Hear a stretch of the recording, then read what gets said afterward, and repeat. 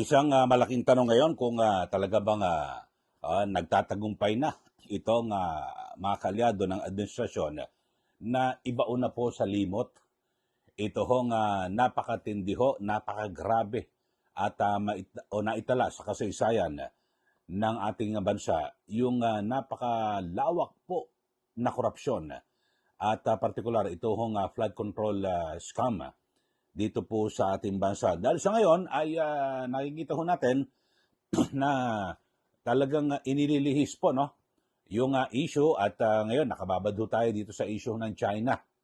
At talagang pinagpepiestahan din ito pong si Senator Dante Marcoleta at gayon din po itong si Commodore Tariela. Pagkatapos niyan ay ito sumisingit din sa issue ay ito hong usapin naman sa pag-usad ng impeachment laban po kay VP Sara Duterte. So dito ho mga kababayan ay lumilitaw na talagang parang gusto ng ibaon sa ibig sabihin talagang kalimutan na. Dahil sa mga Pilipino ay di ba ang binabanggit ka ho mga kababayan talagang makakalimutin ng mga Pilipino. At yan talagang kumbaga sa lilipas din yan. Pero kayo mga kababayan, ako sa aking pananaw at kaya ko i-discuss itong isyong ito ay hindi po dapat siguro na ating kalimutan at tayo po'y maging pa rin, maalam pa rin dito sa isyong ito na may kinalaman sa flood control. Sa ngayon mga kababayan, sino na ba ang mga nakulong? Iisa pa lang, dating senador pa. At ito pong si dating Senator Bong Revilla. Pero yung hinahanap ko, yung kontraktor na sinasabi na kung saan ay 67 sila, di ba? At siguro balikan niyo yung naging talumpati ni ni Senator Ping Lacson tungkol ho dyan. Babalikan natin, iparirinig ho natin. At para ngayon, nasaan na? Kasi biglang ang naging tumbok po ng nito hong investigasyon ng Senate Blue Ribbon Committee ay ito ho, wala na. Safe na ho si Pangulong Marcos Jr. At sabi ko kasi ni Senator Ping Lacson ay wala Wala raw pong nakita ang Senate Blue Ribbon Committee na sapat na basihan para papanugutin itong si Pangulong Marcos Jr. Dito sa mga anomalya sa flood control projects. So iparinig ho natin yung interview sa kanya kasi sabi niya ang presidente nag-a-approve talaga ng GAA, yung tinatawag na General Appropriations Act.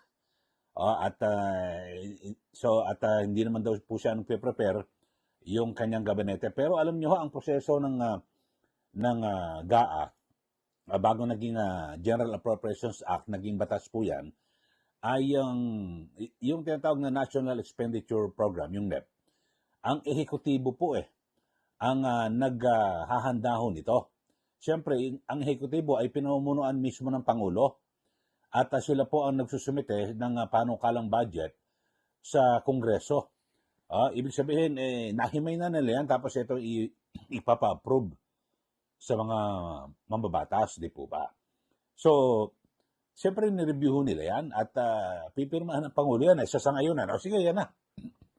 Siyempre, ipa-approve yan ng DBM na siya pong nangalap ng pirma o ng panukala sa bawat departamento. Yung mga budget yun, bigyan siya submit. Tapos, re-reviewin ng Department of Budget and Management tapos pa-aprobahan sa Pangulo.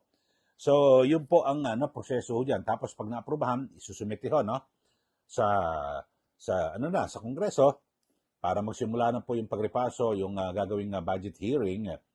So pagkatapos po niyan ay dadali naman sa Senado.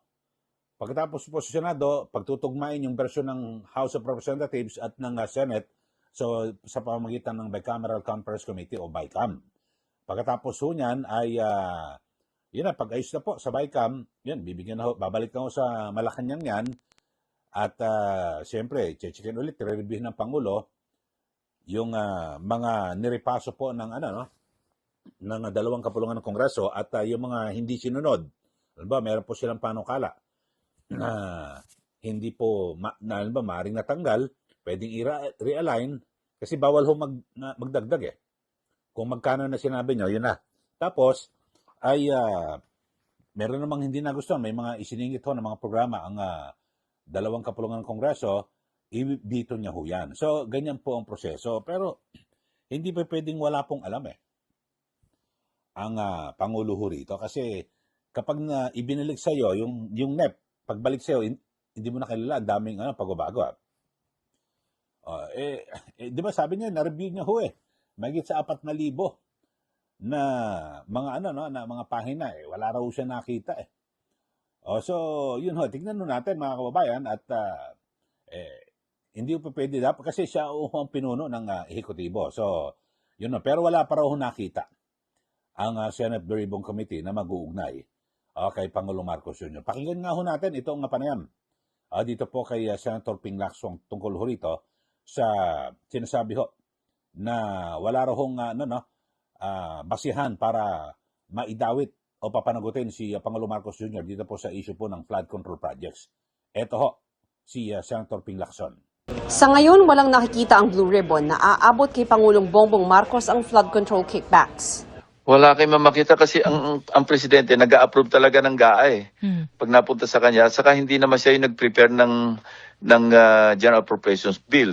Anyway, sabi ko, work in progress, i-review namin ulit, pag-uusapan namin sa Lunes, kung ano yung nararapat na pagtrato, kung ano man yung possible culpability ni Pangulong Bongbong. Yan po, ang pahayag ni Senator Ping Lacson na kung saan ay sabi niya wala raw at samantala dito sa initial na committee report ng Senate Veribong Committee hindi na raw po magbabago yung pinakalaman yung sustansya na kung saan ay kanilang nirekomenda nakasuhan yung 3 senador, Senator sa Jingo Estrada, Chis Escudero at Joel Villanueva, mga kababayan. At pero ang matindi ho rito puro nasa oposisyon yung mga binira ho rito ni Senator Ping Lacson at samantalang yung mga kongresista ho na yung tinatawag na contractor wala ho ni isa man hindi ho nila naisama dito ho na pakasuhan. Bakit ho kaya? Samantalang nagsagawa pa ho ng privilege speech ito pong si Senator Lacson noon na ang sabi niya merong 67 na contractor, congressman na contractor pa. Pero nasaan na yun? Mukhang nakalimutan na ho ni Senator Lacson. At ang nadidiin ho ito, yung 3 senador. Kaya dito hindi po maiiwasan na parang magkaroon ho ng mga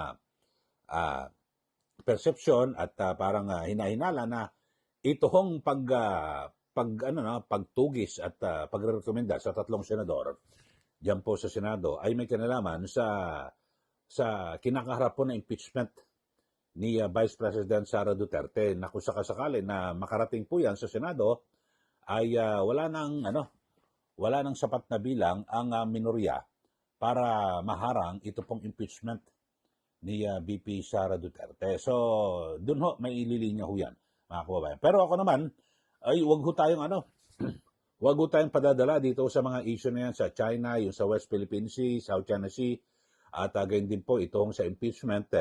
Dapat may managot ho rito sa flood control na ito. At patuloy tayo nag-aantabay ito kay ano bang gagawin dito kay dating House Speaker Martin Romualdez? Ibig sabihin, absuelto na ho siya. At wala raw pong mga sapat na ebidensya, hindi naman ho sila, ang Senado ay hindi naman ho sila mismo mag-aantay ebidensya. Basta't merong may nakita, may mga aligasyon, halimbawa kay Orly Gutesa, yung kay Zaldico. Pabayaan nyo na ang ombudsman o DOJ dan, di ba? Pero, ewan ko lang ho, kayo, ano masasabi nyo rito mga kaubayan sa resulta ng investigasyon ng Senado, ng Senate Veribong Committee. So, magbigay na po kayo ng comment. Pero ito, siguro maganda. Alam niyo naman yung kay Senator Lacson, din natin kailangan, babalikan daw natin. Yung binabanggit na contractor, sige, balikan natin para manariwa sa ating isipan itong payag ni Senator Ping Lacson sa kanyang privilege speech na may kinalaman sa sinasabi niyang contractor. Ito po, si Senator Ping Lacson. control projects na halos bago at kakukumpleto pa lamang na dapat sana ay nagbigay proteksyon sa ating mga kabahayan at komunidad. Corruption has been so pervasive and systemic that doing so is like a piece of cake.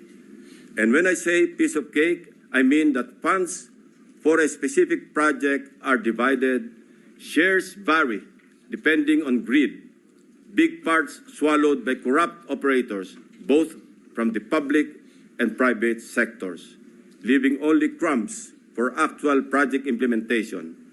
Mailan pa ngang proyekto, hindi man lang nagtira para sa taong bayan. Ang tawag ng Pangulong Marcos dito, guni-guni o ghost projects. Mr. President, let me illustrate an example of the pie sharing in a severely corrupted project. Nais kong bigyan diin na hindi ito representasyon ng lahat ng kalakaran sa flood control project sa buong Pilipinas. While the pillaging pattern is relatively the same, the pie sharing varies depending on the level of greed. Ihiwalay muna natin ang mga regular o legal na buwis at insurances na automatic na binabawas sa mga proyekto.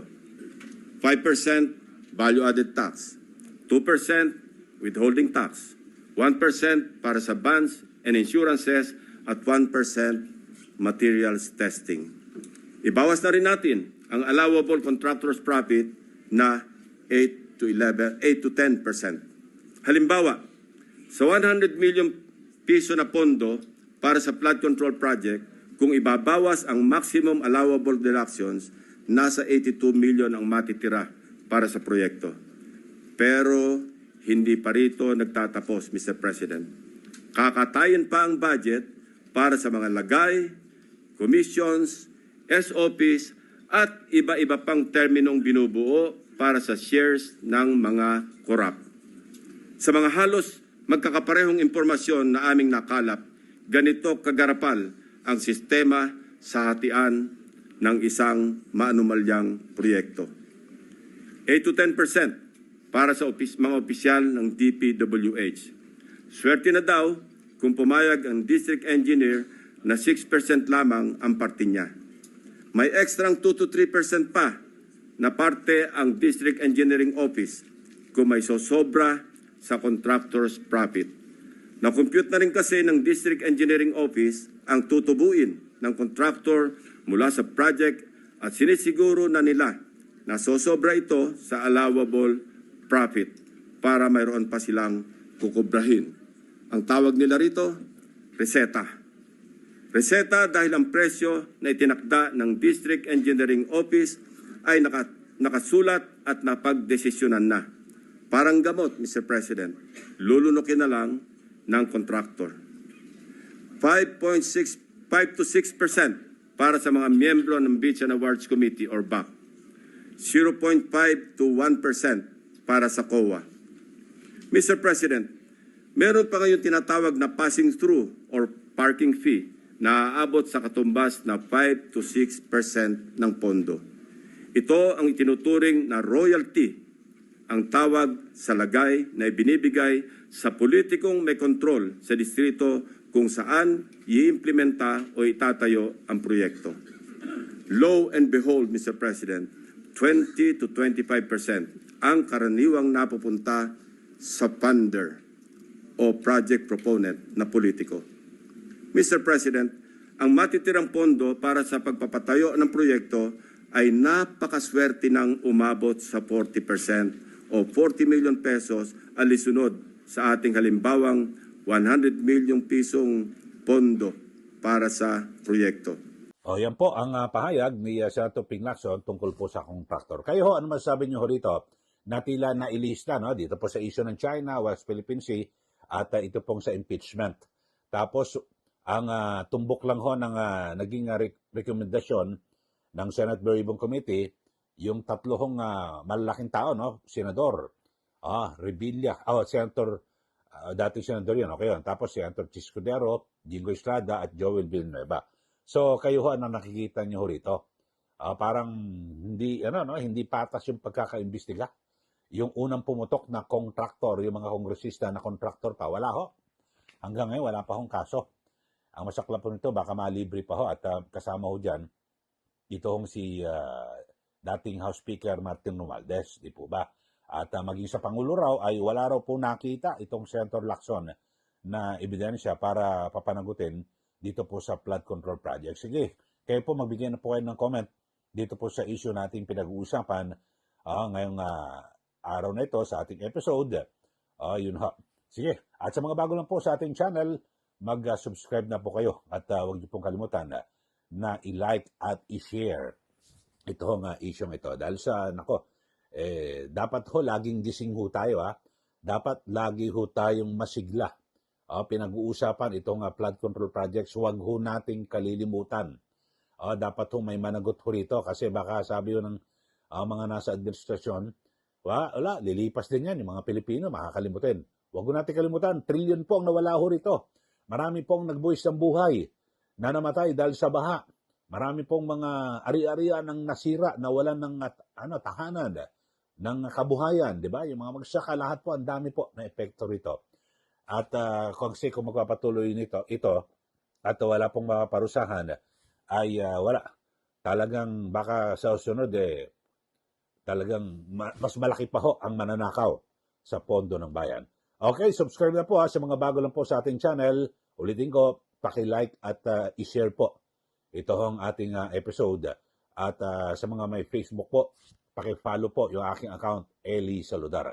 Maraming salamat. Muli, ito po si Ka Eli. Magandang araw po sa ating lahat.